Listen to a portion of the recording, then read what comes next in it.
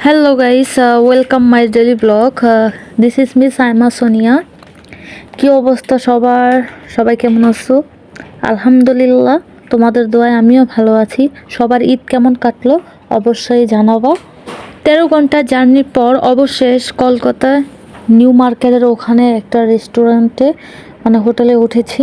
প্রায় 3-4টা হোটেল দেখার পর মেন রোডের পাশে একটা হোটেলে আমরা উঠে যাই। ওখানে আমাদের রাত বাজে তখন 1টা, তাই আর না ঘুরে একটাতে উঠেই যাই। এটা ঢাকায় হোটেল ছিল, নামটা পুরো আমার মনে নাই। যাই হোক, আলহামদুলিল্লাহ রাত 1টার সময় হোটেল একটা পেয়েছি এবং মোটামুটি ভালোই ছিল।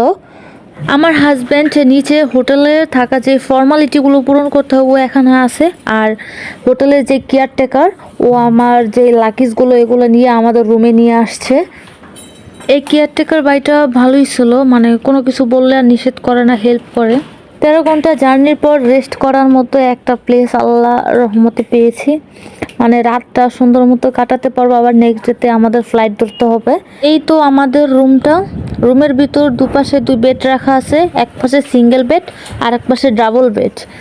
রুমটা মোটামুটি গুছানোই ছিল, আর রাখার মতো একটা আলমারিও পেয়েছিলাম, দেখে ভালো লাগলো। এই তো বারান্দাটা, উইন্ডোর দিয়ে তো এতটা বাতাস আসতেছিল না। আমি ভাবছিলাম যে বেলকনি থাকবে না, অবশেষে একটা বেলকনিও পেলাম এবং বেলকনিটাও সুন্দর ছিল।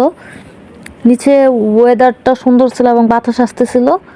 এই তো একটা টিভি আছে, একটা আলমারি রাখা আছে, একটা সুন্দর একটা মিরর আছে। চলেন ওয়াশরুমটা দেখি।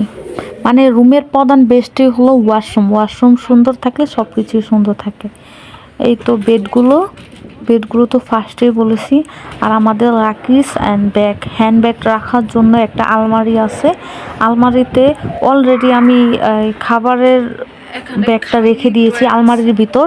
এই তো এখানে উপরে হ্যাঙ্গার টানানোর মতো একটা প্লেস আছে, আর নিচে আমি চিপস যে ব্যাগটা নিয়ে আসছিলাম ওটা রেখে দিয়েছি। আর নিচে একটা স্মল ছোট একটা ফ্রিজ, মিনি ফ্রিজ রাখা আছে।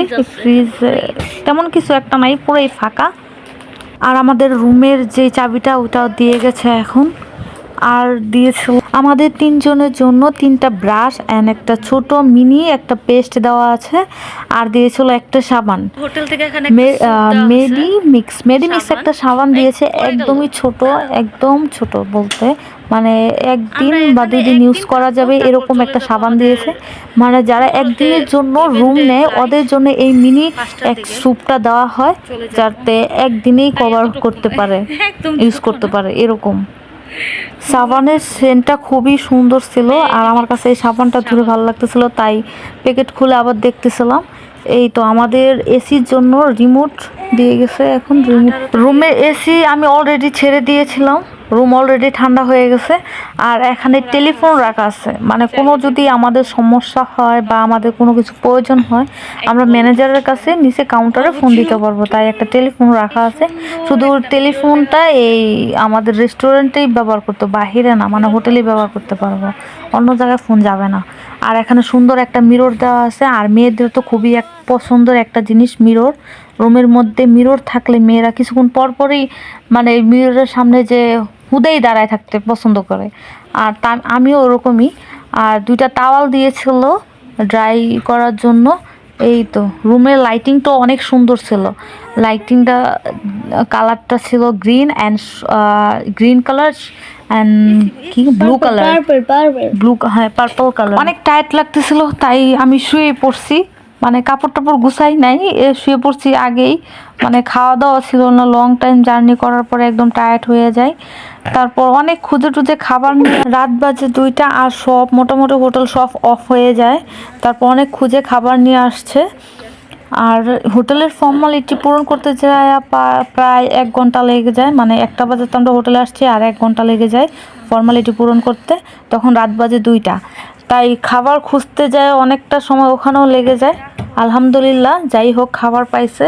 নিয়ে আসছিল সাদা ভাত, তারপর নিয়ে আসছিল গরুর মাংস আর ডাল দিয়ে গরুর মাংস ভুনা। গরুর মাংসটা অনেক জুসি লাগতেছিল, বাট খাইতে নিয়ে মোটামুটি ভালোই ছিল গরুর মাংসটা, খেতে পারছি আলহামদুলিল্লাহ।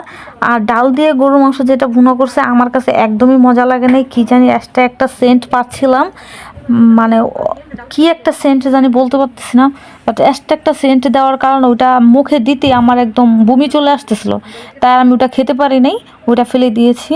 আর এই তো সাদা ভাত নিয়ে আসছিল, 3 প্যাকেট নিয়ে আসছিল আমাদের 3 জনের জন্য, বাট 1 প্যাকেটের খাবারে আমরা 2 জনে খেতে পারতেছিলাম না। আর খাবার বেড়ে খাওয়ার মতো কোনো চামিচ আমাদের কাছে ছিল না, আর হোটেলেও ছিল না চামিচ, তাই হাত দিয়ে এই সব নিতে হয়েছিল।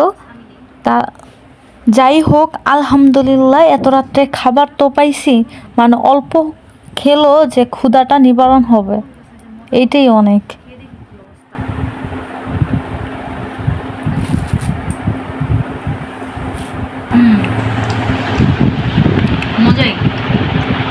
আলহামদুলিল্লাহ খাওয়া দাওয়া শেষ, রাত বাজে 3টা, এখন শুয়ে পড়বো। আগামীকাল আবার ফ্লাইট ধরতে হবে, ঢাকা মানে কলকাতা টু চেন্নাই। ওকে, আল্লাহ হাফেজ, সবাই ভালো থাকবা, টেক কেয়ার, আল্লাহ হাফেজ।